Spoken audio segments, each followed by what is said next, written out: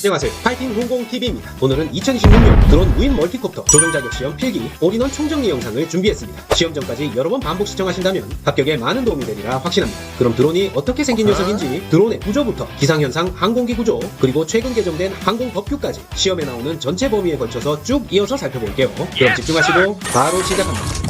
일단 드론의 구조를 한번 살펴보면 무인 멀티콥터 공식적인 용어는 RPA 또는 RPAS로 나타냅니다. Remote Piloted Aircraft System RPA, RPAS로 나타내고 흔히 얘기하는 UA, Unmanned Aircraft는 공식 용어가 아니에요. RPA, RPAS로 나타낸다. 자, 그림을 잘 못 그리지만 프로펠러가 4개 달린 쿼드콥터를 한번 그려봤고요. 먼저 프로펠러, 헬리콥터에서는 로터라고 하죠. 프로펠러가 있고 프로펠러가 4개인 것은 쿼드콥터, 3개인 건 트라이콥터, 6개인 건 헥사콥터라고 하죠. 자, 이 프로펠러의 재료로는 카본이나 플라스틱, 나무는 쓰지만 철이나 알루미늄 같은 금속은 무겁기도 하고 위험하기 때문에 쓰지 않아요. 프로펠러의 재료로 카본, 플라스틱, 나무는 쓰지만 금속은 쓰지 않는다. 자, 그리고 프로펠러 아래에 동그랗게 연결되어 있는 것이 모터인데요. 모터에는 BCD, BLDC 있다. BCD는 브러쉬가 있는 브러시드, BLDC는 브러쉬가 없는 브러시리스 모터를 말합니다. BCD는 브러시드, BLDC는 브러시리스인데 이 브러쉬가 없는 BLDC 모터가 소음이 적고 반영구적으로 쓸 수 있기 때문에 좀 더 진화된 모터라고 할 수 있어요. 그리고 배터리가 필요하겠죠? 배터리가 이렇게 아래쪽에 자리를 잡고 있는데 드론의 배터리는 가벼운 리튬 폴리머 배터리가 주로 쓰입니다. 그리고 조종기에서 오는 명령을, 조작 명령을 수신할 수 있는 수신기, 리시버가 있고요. 이 명령을 비행 제어 장치를 거쳐서 모터의 기계적인 회전을 제어하는 전자 변속기, 일렉트릭 스피드 컨트롤이 각 프로펠러로 가기 전에 이렇게 자리를 잡고 있습니다.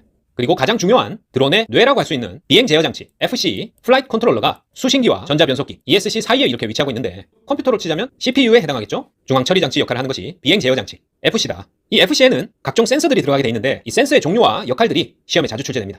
일단 종류를 쭉 살펴보면 자이로 센서, 기압 센서, 이미지 센서, 지자기 센서, 가속도 센서, GPS 센서, 초음파 센서, 여러 가지 기능이 복합된 비전 포지셔닝 센서 등이 있고요. 자이로 센서는 각 속도를 측정하고, 기압 센서는 고도 측정, 이미지 센서는 카메라와 관련해서 이미지를 전자적 신호로 변환하는 거고, 지자기 센서는 진행 방향, 방향과 관련된 게 지자기 센서, 가속도 센서는 수평 유지, GPS 센서는 인공위성에서 보내는 좌표 정보를 통해서 현재 위치와 출발 지점으로 복귀하는 그런 역할을 하겠죠. 초음파 센서는 초음파를 통해서 고도나 장애물 등을 파악하는 센서가 되겠습니다.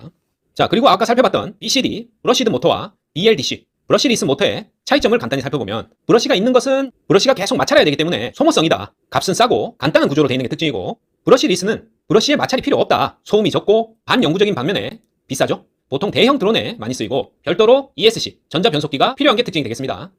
무인 멀티콥터의 주요 구성 요소는 프로펠러와 모터, 전자 변속기, ESC 이렇게 약자로도 알고 계셔야 됩니다. 일렉트릭 스피드 컨트롤러, 그리고 비행 제어 장치, 플라이트 컨트롤러, FC, 각종 센서가 드론의 주요 구성 요소가 되겠습니다. 여기서 다른 걸 집어넣어서 주요 구성 요소가 아닌 것은 이렇게 문제가 나와요. 주로 오답으로는 메인 로터, 테일 로터 모두 헬리콥터 프로펠러 뜻하고요. 라디에이터, 냉각 장치, 감속기, 리듀서 모두 드론의 주요 구성 요소 아닙니다. 자, 프로펠러의 개수에 따라서 3개일 때는 트라이콥터, 4개는 쿼드콥터, 6개는 헥사콥터, 8개는 옥타콥터. 자, 트라이, 쿼드, 헥사, 옥타, 3, 4, 6, 8 모두 상식적으로 알고 계신 거죠? 3개는 트라이, 4개는 쿼드, 6개는 헥사, 8개는 옥타, 그리고 12개는 자, 프로펠러가 12개 있는 드론이 있는데요. 도데카콥터입니다. 도대체 얼마나 크길래 12개나 있나? 도데카콥터, 프로펠러 12개인 도데카콥터입니다. 자, 비행 제어 장치, 플라이트 컨트롤러는 컴퓨터의 중앙 처리 장치, CPU처럼 리시버를 통해서 수신한 조종 명령과 각종 센서들의 다양한 정보들을 수집하고 처리하고 또 항시 모니터링을 하는 그런 핵심적인 장치가 되겠어요. 그래서 여기 들어있는 센서들의 종류와 역할이 시험에 자주 나온다. 다시 한번 살펴보면 자, 자이로 센서는 각속도를 측정하는 기울기 센서다. 이를 통해서 드론의 자세 제어를 하는 것이 자이로 센서고요. 기압을 측정해서 고도를 계산하는 것이 기압 센서다. 고도 계산 기압 센서. 이미지 센서는 이미지 정보들을 전자 신호로 바꿔주죠. CCD나 CMOS, 이미지 변환 센서가 이미지 센서. 지자기 센서는 방향, 진행 방향을 결정한다. 방위를 산출해낸다. 지자기 센서. 가속도 센서는 드론의 수평을 유지해주는 센서고요. GPS 센서는 좌표, 위치와 속도 계산을 한다. 그리고 비상시에 출발 지점으로 리턴하는 기능을 수행할 수 있는 게 GPS 센서 때문입니다. 자, 초음파 센서는 고도와 장애물을 감지한다. 초음파를 통해서 고도, 장애물을 감지하는 것이 초음파 센서. 비전 포지셔닝 센서는 다중 센서로 두세 가지 복합적인 센서 기능을 하는 것이 비전 포지셔닝 센서입니다. 자, 무인 멀티콥터 드론의 비행 자세 제어. 자세 제어는 어떤 센서로 하죠? 그렇죠. 자이로 센서로 하죠. 자, 이런 식으로 다른 보기 섞어놓고 센서의 종류를 찾는 그런 문제가 나온다. 자, 무인 멀티콥터가 자세 세팅을 위해서 모터의 속도를 조절하는 장치는 모터 속도는 뭘로 제어하죠? 속도 조절, 스피드 컨트롤, 전자 변속기죠. ESC, 일렉트릭 스피드 컨트롤러, 전자 변속기로 모터의 속도를 조절한다. 컴퓨터의 CPU와 같이 수신기로 전달받은 명령어와 센서로부터의 상태값을 비교하여 모터의 회전 속도를 계산해 전송하는 장치는 자, 인간의 뇌와 같은 드론의 핵심 부품 FC죠. 플라이트 컨트롤러, 비행 제어 장치다. 자, 드론이 비행하면서 대기 중에서 받는 힘들을 알고 있어야 되는데요. 중력과 양력, 추력과 항력을 짝지어서 꼭 알고 계셔야 됩니다. 자, 서로 상대 개념이다 이렇게 보셔야 돼요. 중력과 양력, 추력과 항력인데 하나씩 살펴보면 자, 중력은 그래비티, 지구가 드론을 끌어당기는 힘이죠. 아래로 지면으로 작용하는 것이 중력. 그리고 양력은 부양력이다. 공중부양, 부양력. 위로 뜨려는 힘이 양력이 되겠습니다. 그래서 아래로 작용하는 힘이 중력, 위로 뜨는 힘, 부양력이 양력이다. 양력이 중력보다 크면, 양력이 중력을 이기면 드론은 상승하게 되겠고요. 당연히 양력보다 중력이 크면 드론이 하강하게 되겠죠. 그 다음에 추력과 항력인데요. 추력은 추진력이다. 앞으로 나아가는 추력, 추진력. 스러스트 추력이고요. 뒤로 끄는 저항력이 항력이다. 뒤로 끌다 드래그 끌다죠. 뒤로 끌어당기는 힘이 저항력, 항력이다. 그래서 추진력, 추력은 앞으로 나가는 힘, 저항력, 항력은 뒤로 끌리는 힘. 이렇게 서로 반대가 되겠습니다. 그래서 추력이 항력보다 크면 앞으로 전진하게 되겠고, 항력이 추력보다 크면 후진하게 된다. 자, 이렇게 중력, 양력 세트, 추력, 항력이 세트다. 자, 그래서 이걸 드론에서 살펴보면 중력이 아래로 작용하고 양력, 리프트는 위로 작용한다. 그리고 드론은 앞뒤 모양이 같기 때문에 항상 진행 방향을 봐야 되겠죠. 만약에 우측 방향으로 진행한다 했을 때 내가 가려는 방향, 전진 방향이 스러스트, 추력이 되겠고, 반대 방향이 드래그, 항력이 되겠습니다. 자, 드론의 비행 모드에는 수동 모드와 자동 모드, 자세 제어 모드, GPS 모드, 자동 복귀 모드가 있습니다. 자, 여기서 더 추가될 수도 있지만 일단 현재 시험에서 나오는 모드는 수동 모드, 자동 모드, 자세 제어 모드, GPS 모드, 자동 복귀 모드까지 알고 계시면 된다. 뭐 속도 제어 모드, 고도 제어 모드 이런 거 없어요. 자세 제어 모드 있다. 수동, 자동, 자세 제어, GPS, 자동 복귀 모드 이렇게 있고, 지면 가까이에서 프로펠러의 유도 기류가 지면과 충돌하여 일시적으로 양력이 증가하는 현상. 자, 지면 가까이에 프로펠러가 돌 때 유도 기류가 지면과 충돌해서 다시 위로 뜨는 부양력, 양력이 증가하는 현상은, 자, 지면과 충돌이 중요하죠. 지면 효과입니다. 지면과 충돌해서 일시적으로 양력이 증가했다. 지면 효과라 부른다. 자, 그림과 같이 화살표 방향의 유도 기류가 지면 가까이 왔을 때 지면과 충돌해서 일시적으로 양력이 증가하는 현상이다. 지면 효과. 자, 드론에는 두 가지 조종 모드가 있는데요. 모드 1과 모드 2가 있습니다. 자, 각 조종 간에 설정된 기능이 모드 1과 모드 2가 다르다는 건데요. 일단 모드 1은 고정익 드론이나 레이싱 드론에 주로 사용하고, 일반적으로는 모드 2를 사용합니다. 여기서 알아둬야 될 용어가 엘리베이터, 러더, 에일러론, 스로틀인데요. 드론의 움직임을 뜻합니다. 먼저 엘리베이터를 살펴보면 모드 1에서는 왼쪽 조종간을 위아래로 하는 것이 엘리베이터고요. 모드 2에서는 이게 오른쪽으로 바뀐다. 엘리베이터는 드론을 전진 후진시키는 걸 말합니다. 피치라고도 하는데, 엘리베이터는 모드 1에서는 왼쪽 조종간을 위아래로 조종하면서 드론을 전후진시킨다. 그리고 모드 2에서는 이게 오른쪽으로 바뀌어 있습니다. 그리고 러더 기능은 드론을 회전시키는 거예요. 회전을 담당하는 러더는 모드 1과 모드 2가 같은데요. 러더 조종간을 좌로 밀면 좌로 회전, 우로 밀면 우로 회전하겠죠. 기체 중심 축을 기준으로 회전시킬 때 이 러더 레버를 사용한다. 마찬가지로 모드 1, 모드 2 똑같이 우측 레버, 우측 좌우 조종 레버는 에일러론입니다. 에일러론은 기체를 좌우 수평 이동시킬 때, 좌우로 수평 이동시킬 때 우측 에일러론 레버를 좌우로 조종한다. 에일러론을 좌로 하면 그 위치에서 좌측으로 수평 이동하고, 우로 하면 그 위치에서 우측으로 수평 이동하겠죠. 좌우 수평 이동은 에일러론. 마지막으로 스로틀. 이 스로틀과 엘리베이터는 모드 1과 모드 2가 조종간의 위치가 바뀌게 되겠습니다. 모드 1에서는 오른쪽 조종간, 모드 2에서는 왼쪽 조종간이 되겠어요. 자, 이 스로틀을 통해서 기체가 상승 하강하게 되겠습니다. 자, 기체의 상승 하강은 스로틀로 조종한다. 왠지 엘리베이터가 상승 하강일 것 같지만 엘리베이터는 전후진이고요. 스로틀이 상승 하강이다. 그래서 결국 러더와 에일러론은 위치 변화가 없기 때문에 러더는 왼쪽, 에일러론은 오른쪽, 좌우로 조종해서 러더는 회전을 시키고 에일러론은 좌우 수평 이동이다. 이렇게 암기하시면 되고요. 모드 1과 모드 2에서 위치가 바뀌는 엘리베이터와 스로틀만 다르게 암기하시면 됩니다. 그래서 모드 1에서는 else다. one else. 그리고 모드 2에서는 SL이다. one else. L이 왼쪽, 스로틀이 오른쪽. to SL. 모드 2에서는 스로틀이 왼쪽, 엘리베이터가 오른쪽이 되겠습니다. 엘리베이터, 스로틀, 러더, 에일러론. 각 기능과 위치를 꼭 암기하고 계셔야 됩니다. 엘리베이터는 피치라고도 하고 전진과 후진, 올리면 전진, 내리면 후진을 한다. 전진과 후진을 담당하는 엘리베이터. 스로틀은 상승 하강입니다. 스로틀은 상승 하강. 위로 하면 상승, 아래로 하면 하강이겠죠? 러더는 여우라고도 하고요. 회전을 담당한다. 러더는 회전 담당. 왼쪽 좌우 레버고요. 에일러론은 오른쪽 좌우 레버로 좌우 수평 이동을 담당한다. 에일러론. 왼쪽으로 밀면 좌로 수평 이동, 오른쪽으로 밀면 우로 수평 이동 하겠죠. 그래서 주로 모드 2를 사용한다고 했는데, 그 이유는 이 오른쪽 키만 봤을 때 오른쪽 키 하나로 엘리베이터가 전후진이죠. 에일러론은 좌우 수평 이동이니까 전후 좌우가 모두 이동 가능하기 때문에 좀 초보자도 편리하게 이용할 수 있는 것이 모드 2다. 반대로 모드 1은 엘리베이터와 러더를 왼손으로만 조종할 수 있어서 이 조종간 스틱 하나로 곡선 주행이 가능하다는 장점이 있습니다. 어쨌든 이렇게 각각 장점이 있기 때문에 조종 모드는 자신에게 제일 잘 맞는 모드로 선택을 해서, 한번 선택한 모드는 나중에 고치기가 쉽지 않기 때문에 처음에 어떤 모드를 선택하는지가 중요하겠죠. 자, 그래서 기출문제 살펴보면 모드 2에서 수직 하강을 하려면 어떻게 해야 되나? 자, 아까 그 그림을 여러 번 봐서 위치를 모두 기억하거나 아니면은 간단히 암기법만 기억하고 있으면 됩니다. one else, to SL이다. 모드 1에서는 왼쪽이 엘리베이터, 오른쪽이 스로틀이죠. 그리고 모드 2에서는 왼쪽이 스로틀, 오른쪽이 엘리베이터다. 자, 기체를 상승 하강시키는 것은 스로틀이죠. 그래서 모드 2에서 스로틀을 조정하면 되는데, 2에서 스로틀은 왼쪽이네요. 하강이니까 왼쪽 레버를 아래로 하는 게 되겠죠. 왼쪽 조종간을 내린다가 답이 되겠습니다. to SL이니까 스로틀은 왼쪽에 있고 하강이니까 조종간을 내린다. 정답은 4번이 되겠습니다. 또 하나 보면 이번에는 모드 1에서 후진을 하려면, 자, 전후진은 엘리베이터죠. 또다시 암기법. one else to SL 했을 때 모드 1이니까 one else가 적용되겠네요. one else인데 엘리베이터는 역시나 왼쪽에 있고 후진이니까 아래로 내려야 되겠죠? 마찬가지로 왼쪽 조종관을 아래로 내린다. 4번이 정답이 되겠습니다. 옆에서 바람이 분다. 드론의 자세를 일정하게 유지하기 위해서는 땡땡 레버를 조작하여 위치를 유지한다. 자, 땡땡 레버는 옆에서 바람이 부니까 좌우 수평 이동 레버겠죠? 바람에 맞서서 자세를 일정하게 유지하려면 수평 이동 레버인 에일러론 레버를 조작해서 위치를 유지해야 됩니다. 자, 그림을 보시면 드론에 옆바람이 불어서 이렇게 옆으로 이동하려고 한다. 좌우 수평 이동을 시키는 에일러론 레버를 이용해서 우측 좌우 레버죠? 에일러론 레버를 이용해서 옆바람의 반대 방향으로 해줘야 자세를 일정하게 유지할 수 있겠죠. 무인 멀티콥터의 운용 가능 고도는 150m 이하입니다. 드론의 운용 가능 고도는 150m 이하다. 자, 비행 기체의 기준 축의 명칭을 헷갈리니까 잘 암기하고 계셔야 됩니다. X축, Y축, Z축인데요. 우리가 흔히 수학 시간에 생각하는 것과 다르기 때문에 암기가 잘 안 됩니다. 그래서 먼저 X축의 회전은 이렇게 회전했을 때 좌우가 뒤집히겠죠? 그러니까 옆롤이라고 하고 롤링 되는 것을 말합니다. 좌우가 흔들린다. 롤링이다. 그리고 기체를 세로로 관통하니까 세로축이 되겠습니다. X축은 세로축이고 옆롤이 롤링이다. 자, 잘 안 헤어지기 때문에 세로산 롤렉스, 세로산 롤렉스 이렇게 외웁니다. 세로축으로 롤링하는 것은 X축이다. 세로산 롤렉스. 그리고 Y축은 가로축이고 키놀이, 피칭이라고 합니다. 가로로 관통하는 Y축이 흔들리면 기체가 앞뒤로 출렁이겠죠. 그래서 키놀이고 피칭이다. 자, 어떻게 외우나? 피칭하는 모습이 귀엽다. 피칭 가와이, 피칭 가와이. 피칭, 가로축은 Y축입니다. 피칭하는 가로축은 Y축이다. 피칭 가와이. 그리고 Z축은 수직축이고 빈놀이, 여윙입니다. 자, 하늘과 땅, 세로축으로 관통하는 Z축은 아이고 어지러워. 삥삥 도는 거죠. 회전이니까 요윙이고 수직축이다. 빈놀이라고 하고요. 자, 야윈 수지라고 합니다. 야윈 수지. 여윙은 수직축이고 Z축이다. Z축이다. 세로산 롤렉스, 피칭, 가와이, 야윈 수지. 자, 말도 안 되지만 잘 외워집니다. 비행 기체 기준축에 대해서 문제가 나오면 이렇게 맞추시면 되겠습니다. 자, 쿼드커터가 우측 이동 시에 각 모터의 회전은 각 모터 중에 좌측이 빠르냐 우측이 빠르냐 회전수의 차이를 물어보는 문제가 나왔을 때, 자, 드론이 우측으로 이렇게 이동했다. 이쪽 좌측 모터가 빨리 돌고 우측 모터가 느리게 돌아야 우측으로 이동하겠죠?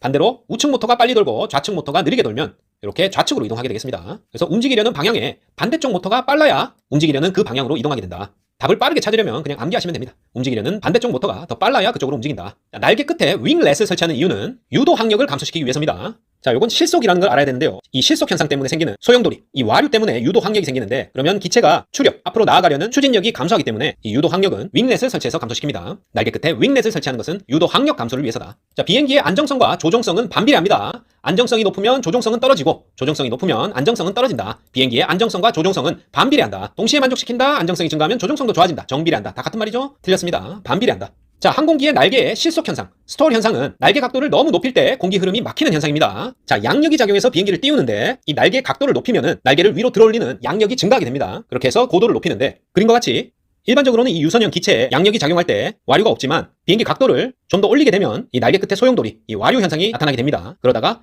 앵글 오브 어택, 이 받음각이라고 하는데요. 이 받음각을 과도하게 높이게 되면 이와 같이 심하게 와류가 발생하면서 공기의 흐름을 막게 되고 이 기체를 띄우는 양력이 급격하게 감소하면서 실속 현상이 발생한다. 그래서 이 실속 현상이 발생하면 추락할 위험이 있다. 맞겠죠? 실속 현상은 날개의 각도를 너무 높일 때 와류로 인해서 공기의 흐름이 막히는 현상이다. 자, GNSS란 글로벌 내비게이션 세틀라이트 시스템, 글로벌 위성 항법 시스템을 말합니다. GNSS. 각 국가별로 위성 항법 시스템이 있는데요. 가장 유명한 것이 GPS 시스템이죠. 미국 거고요. 갈릴레오는 EU, 유럽 연합 겁니다. 그리고 인도에서 적용하는 나빅, 나마스테, 나빅이고요. 인도.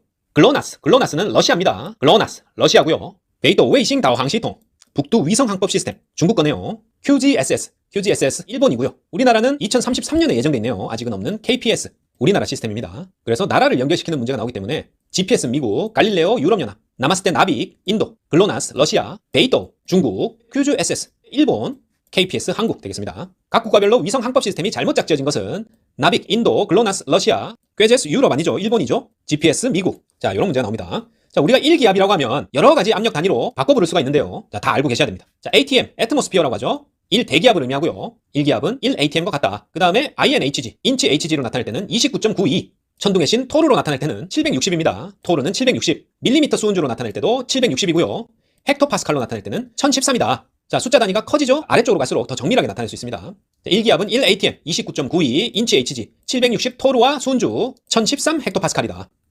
다음 중 1기압과 다른 것은 나왔을 때 10.13 아니죠? 1013 헥토파스칼이죠. 760 밀리미터 수운주, 29.92 인치 HG, 760 천둥의 신 토르. 자, 이렇게 출제됩니다. 자, 드론의 이착륙 지점은 조종자로부터 안전거리 15m 확보된 지역이거나 평탄한 잔디나 작물이나 시설물 피해 발생이 없는 지역. 차량과 사람의 통행이 없는 지역이야 되겠죠. 교통량이 많은 지역. 이러면 틀리겠습니다. 푸르키네 현상은 아주 푸르네, 푸르키네. 푸른 계통이 밝게 보이는 현상입니다. 푸르키네 현상은 붉은 계통은 어둡게 보이고 푸른 계통이 밝게 보이는 현상이다. 어떨 때? 밝은 상태에 있다가 갑자기 어두운 곳을 갔을 때 푸른 계통이 밝게 보이고 붉은 계통은 어둡게 보인다. 푸르키네 현상입니다. 와 이리 어둠노 푸르푸르하네. 빨리 불 켜라. 푸르키네 현상. 자, 드론 조종이 불가능하다. 어떡하지? 제일 먼저 해야 될 일은 크게 소리치는 겁니다. 뭐라고? 주변 사람들에게 위험합니다. 대피하세요 하고 주변 사람들에게 알리는 걸 제일 먼저 해야 된다. 자, 119에 신고한다. 불시착시킨다. 최대한 안전한 장소에 착륙시킨다. 맞는 것 같지만 제일 먼저 해야 될 일은 쏴리 질러 주변 사람에게 알리는 겁니다. 조종자 가까이로 착륙 시도한다. 모두 아닙니다. 자, 리튬 폴리머 배터리는 드론에 가장 많이 쓰이는 배터리인데요. 리튬 이온에 비해서 두껍고 폭발 위험이 크다. 틀렸습니다. 리튬 이온 전지에 비해서 얇고 폭발 위험은 적다. 리튬 이온은 종종 핸드폰 배터리 폭발했다 하죠. 폭발 위험이 있습니다. 그리고 리튬 폴리머 배터리는 메모리 효과가 없는데요. 그래서 40-50% 남았을 때 또 충전을 한다. 맞는 표현입니다. 이 메모리 효과는 40-50% 남았을 때 충전을 했을 때 그 전에 남아있던 양을 초기 상태로 기억을 해버려서 충전량이 줄어들게 되고 수명도 짧아지는 그런 현상이 메모리 현상인데 리튬 폴리머 배터리에는 그런 현상이 없다. 자, 완전히 방전하지 않고 재충전했을 때 그 남아있던 양을 완전 방전 상태로 기억하면서 충전량과 수명이 감소하는 게 메모리 효과다. 보통 니켈 카드뮴 전지에 메모리 효과가 있기 때문에 니켈 카드뮴은 완전히 방전 후에 충전해야 되는 특징이 있습니다. 그리고 리튬 폴리머 배터리는 제조 공정이 복잡하고 가격이 비싼 편입니다. 완충 전압은 4.2V, 최대 방전은 3.3V로 관리해야 된다. 제조 공정 복잡하고 가격은 비싸고 완충 전압 4.2V, 최대 방전 3.3V로 관리해야 되는 리튬 폴리머 배터리. 자, 그리고 납축 전지는 다른 전지들과 달리 아주 무겁죠. 그래서 드론 배터리로는 부적합합니다. 그리고 배터리에서 필수로 표시해야 되는 사항은 셀수, 용량, 전압, 방전율 필수적으로 표시해야 되고 뭘로 만들었는지 재료는 표시 안 해도 됩니다. 자, 배터리 필수 표시 사항은 셀수, 용량, 전압, 방전율이다. 재료 아니다. 기억하십니다. 자, 드론을 장기간 미사용할 때는 직사광선을 피하고 실온에 보관합니다. 자, 18도에서 24~25도에 보관합니다. 그리고 배터리는 분리해서 보관하고 40-50% 방전한 상태로 보관한다. 자, 리튬 폴리머일 경우에 맞는 말입니다. 완충해서 보관한다 하면 틀려요. 저 완충해서 보관하면 일명 백불뜨기 현상이죠. 스웰링 현상이 일어납니다. 그래서 용량이 일부 줄어들고 수명도 단축된다.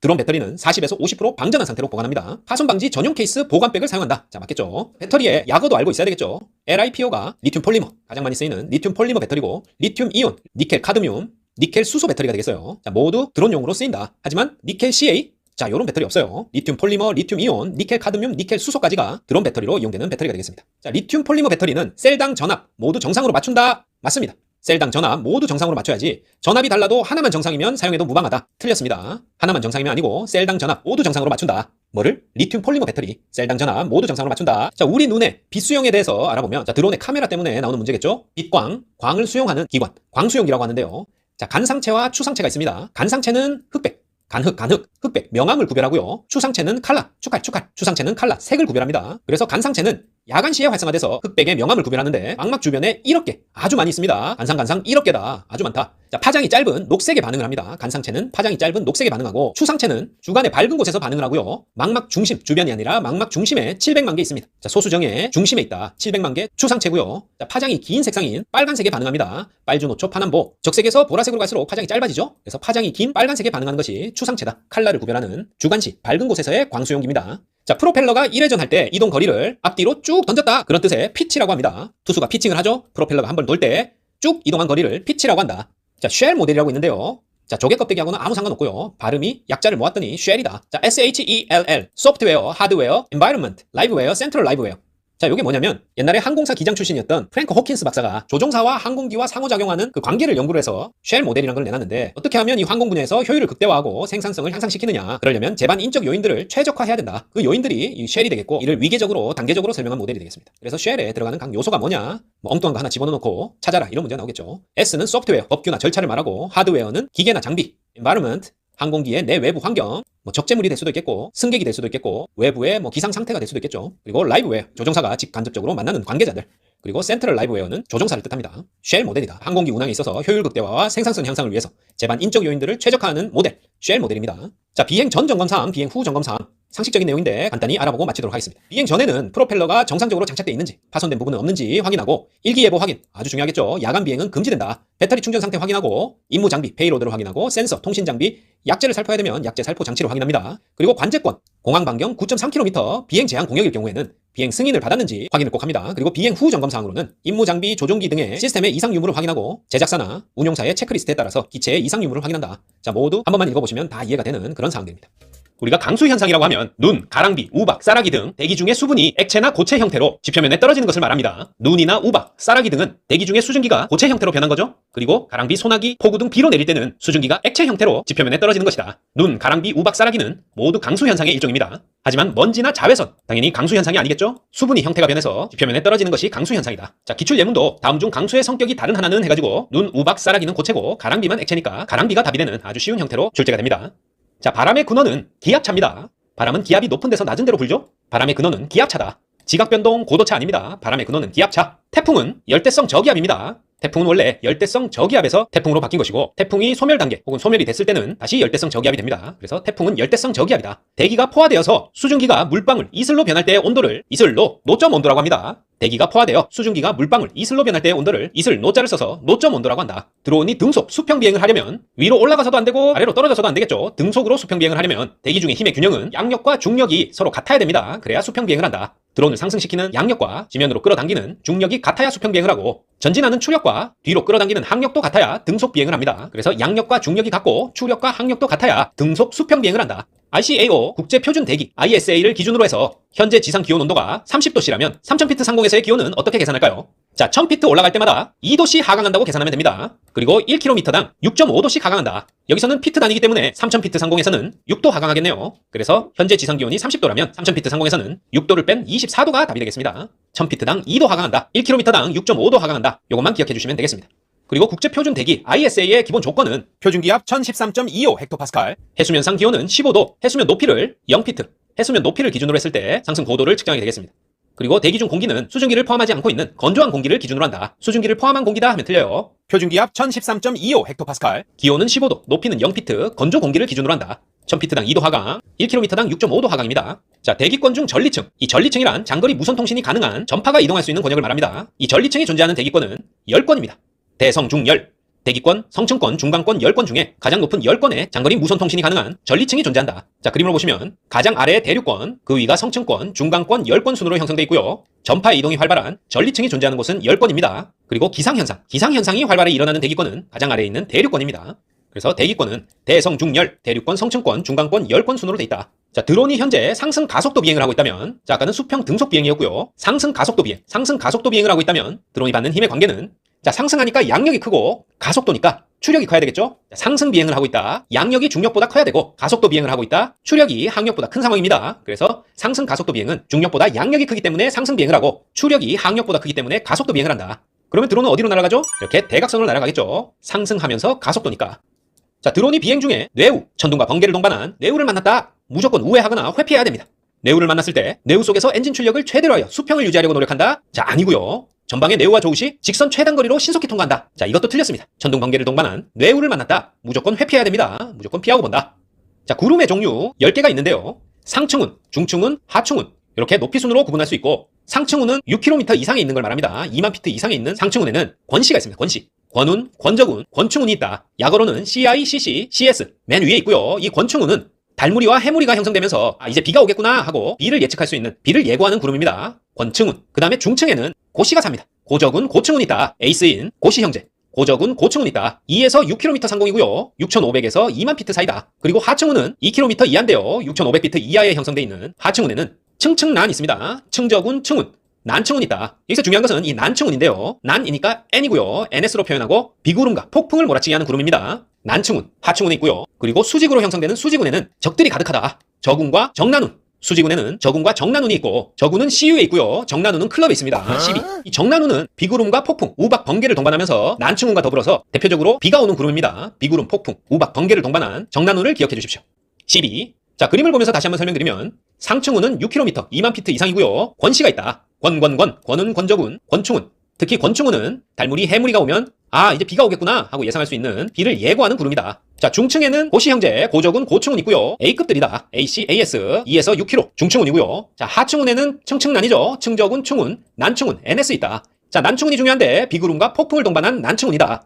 자, 먹구름이죠. 여기 NS, 난층운이 하층운 중에 비구름과 폭풍을 동반하고 있습니다. 그 다음에 수직운, 수직으로 형성된 수직운 중에 이렇게 비구름, 폭풍, 우박을 동반한 것이 정난운입니다. 12, 정난운. 그래서 난층운과 정난운이 비를 뿌리는 구름이다. 꼭 기억하시고 넘어가겠습니다. 자, 등압선. 같은 기압의 지점을 쭉 이어서 선으로 표현한 것이 등압선이죠. 이 등압선 간격이 좁으면 당연히 기압차가 크겠죠. 촘촘하니까 기압이 빨리 떨어진다. 기압차가 크면 바람이 세다. 이렇게 연결할 수가 있겠고요. 등압선 간격이 넓으면 기압차가 적고 바람은 약하다. 충분히 이해하실 수 있습니다. 왜냐? 바람은 기압이 높은 곳에서 낮은 곳으로 부는데 급격하게 낮아지니까 기압차가 많이 나면 바람이 세고 기압차가 적게 나면 바람이 약하다. 자, 그림에서 이렇게 등압선이 촘촘한 지역이 기압차가 크게 되겠고 바람은 세다. 그리고 거기 넓은 지역이 기압차가 작고 바람은 약하다. 자, 북태평양 기단은 여름철에 우리나라에 가장 큰 영향을 주는 기단이다. 맞습니다. 대표적인 정체전선, 장마전선이라고 부르죠. 이 북태평양 기단은 여름철에 우리나라에 가장 큰 영향을 주는 기단이다. 옳은 질문입니다. 산악지형의 렌즈형 구름이란, 자, 렌즈처럼 생겼겠죠? 난기류의 일종인 산악파가 만든 볼록 렌즈 또는 UFO 모양의 구름을 말합니다. 자, 여기 있죠? 렌즈 모양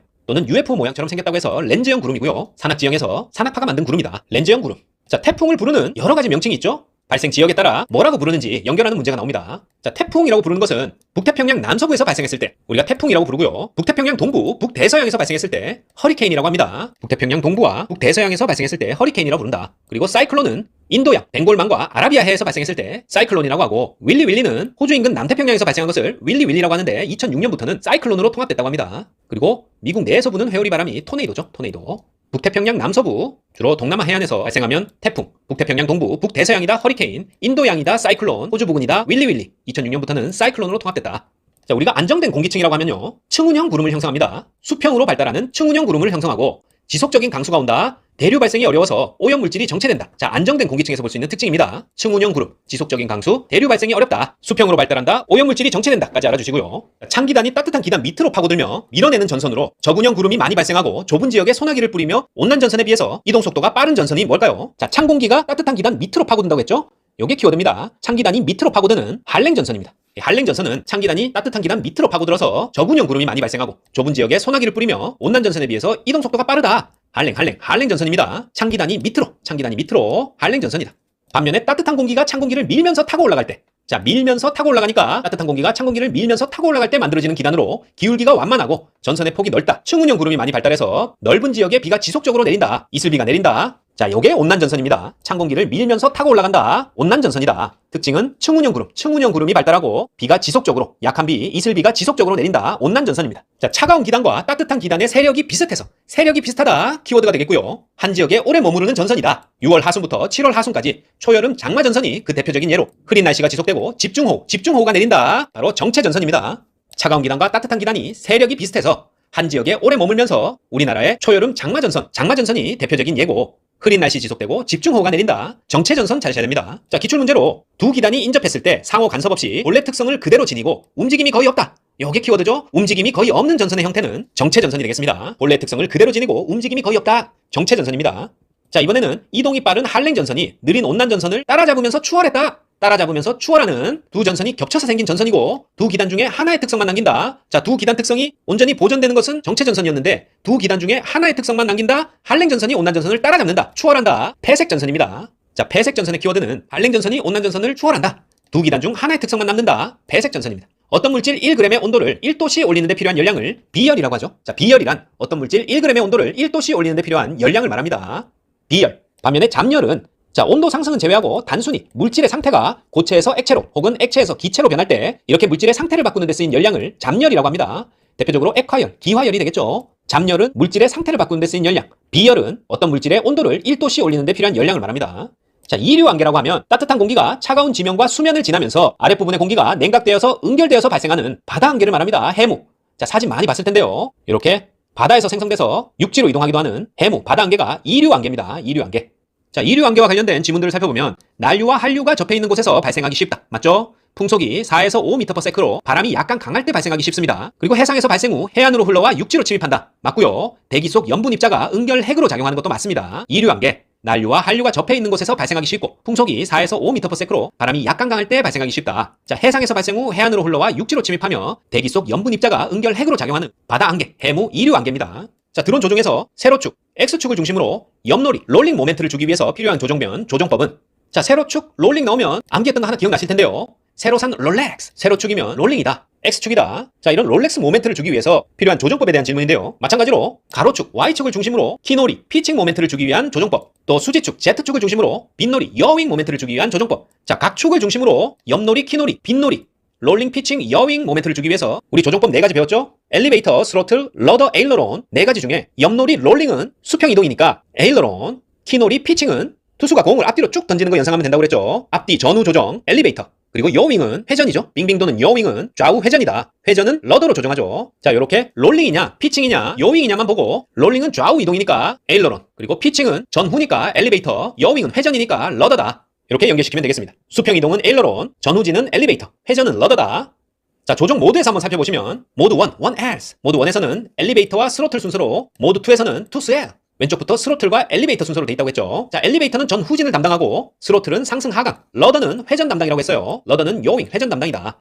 그리고 좌우 수평 이동은 에일러론, 롤링이죠. 에일러론은 롤링, 좌우 수평 이동을 담당한다. 자, 복습합니다. X축, 세로축, 옆놀이 롤링이다. 세로산 롤렉스. 이렇게 외웠었고, Y축, 가로축, 키놀이 피칭, 피칭 가와, Z축, 수직축이고 빈놀이 요윙이다. 야윈 수지.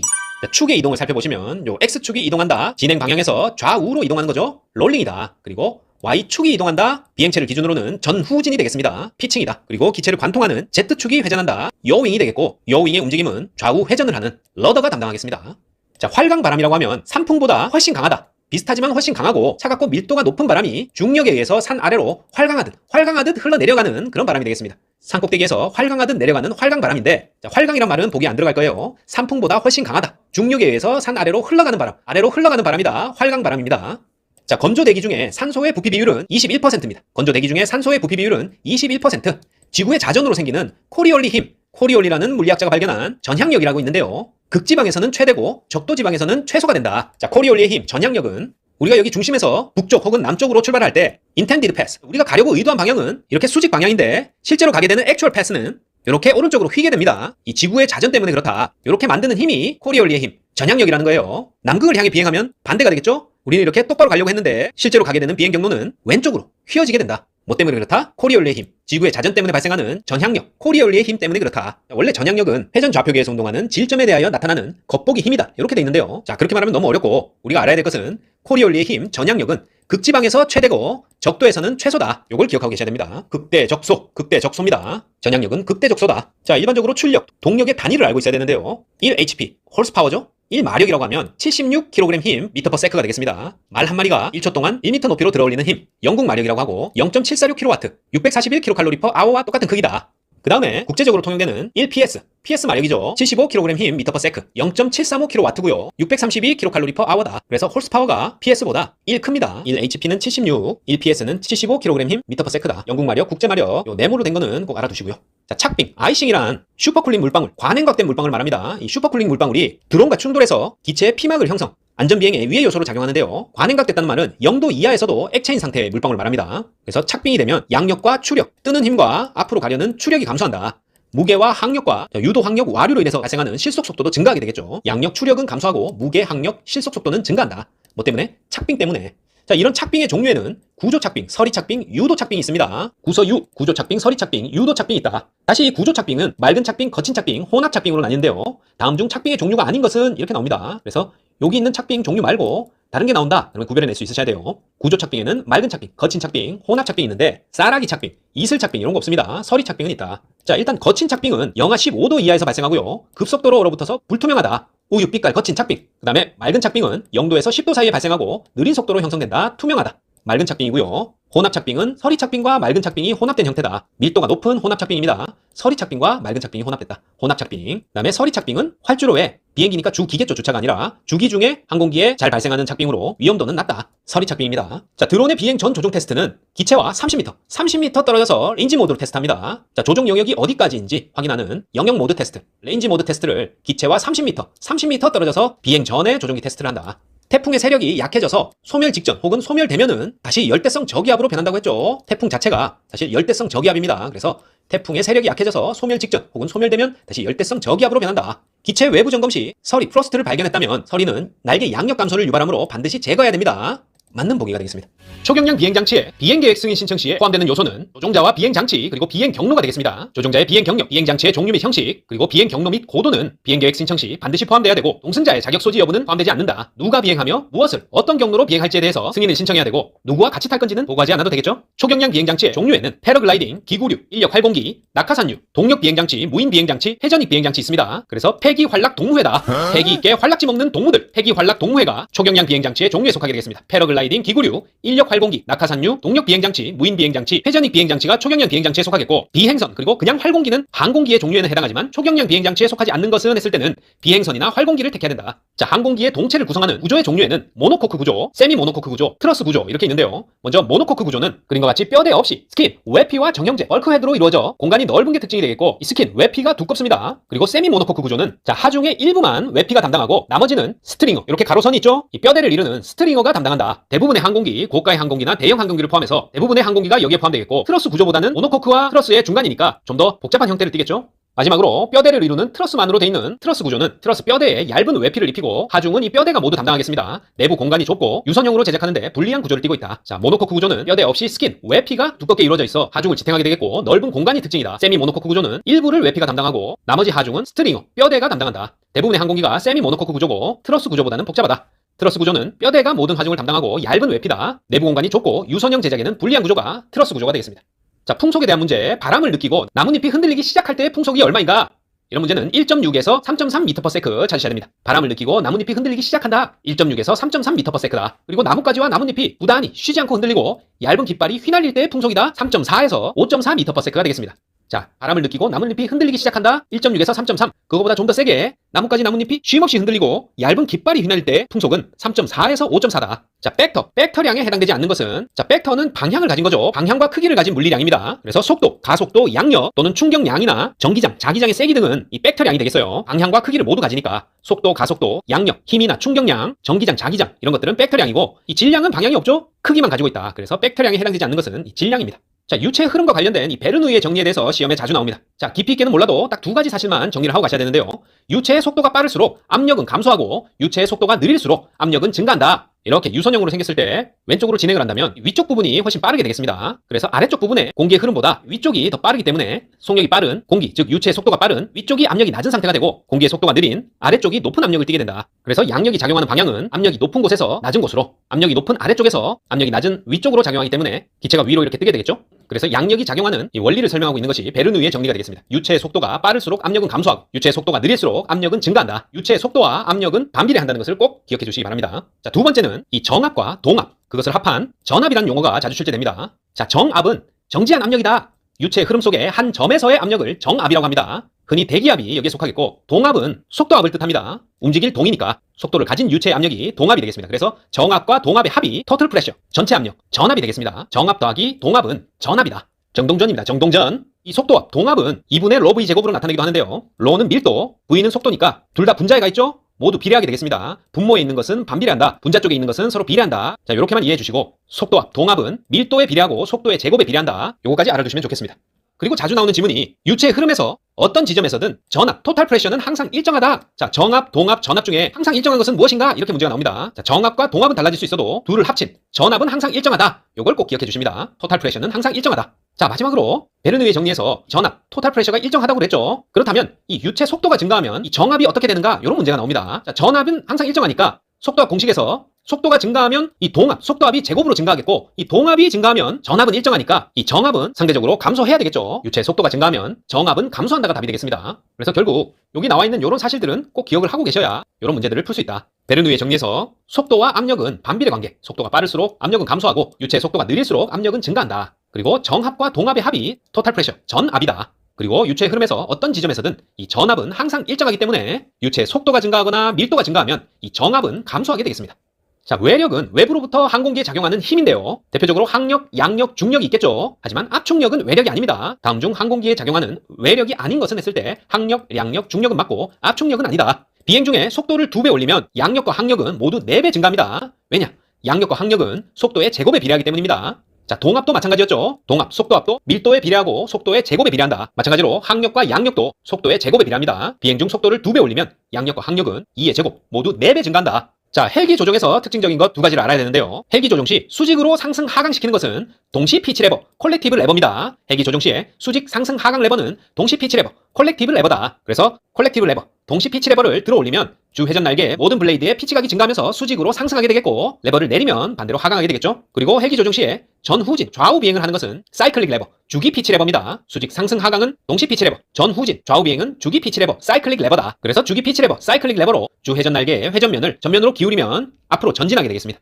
자, 헬기가 있을 때 수직 상승 하강은 동시 피치 레버고 전후진 좌우를 담당하는 것은 주기 피치 레버다. 자, 그리고 뭐가 하나 빠졌죠? 회전 담당. 자, 방향 회전은 방향키 페달로 합니다. 방향키 페달로 뒤쪽 꼬리 부분에 있는 테일 로터 피치를 조정해서 좌우 회전을 할 수 있다. 좌우 회전은 방향키 페달, 전후진, 좌우 비행은 주기 피치 레버, 사이클릭 레버, 수직 상승 하강은 동시 피치 레버, 콜렉티브 레버다. 뭐 조정할 때? 헬기 조종 시에. 자, 우리는 무인 멀티콥터 조종 시험을 보지만 헬기 조종, 항공기 조종 모두 조종법을 간략하게는 알고 있어야 됩니다. 자, 다음은 양력을 증가시키려면 알아야 하는 공식. 양력 공식인데요. 자, 꼭 암기를 하지 않더라도 뭐가 분자에 있고 뭐가 분모에 있는지만 알면 됩니다. 자, 이거 전부 다 분자에 있는 거죠? 즉 비례한다. 양력은 로 공기 밀도에 비례하고 비행 속도의 제곱에 비례한다. CL 양력 개수에 비례하고 S 날개 면적에도 비례합니다. 자, 양력은 위로 뜨는 부양력이니까 공기 밀도에 비례하고 비행 속도가 빠르면 양력이 증가하고 양력 개수가 크면 양력이 증가하겠죠. 날개 면적이 커도 양력이 증가한다. 모두 비례 관계에 있다. 요걸 알고 계시면 되겠습니다. 항공기 이륙 시에 이륙 거리를 짧게 하려면 자, 헤드윈드 맞바람이죠. 정풍을 이용한다. 항공기 이륙 시에 이륙 거리를 짧게 하려면 맞바람 정풍을 이용합니다. 헤드윈드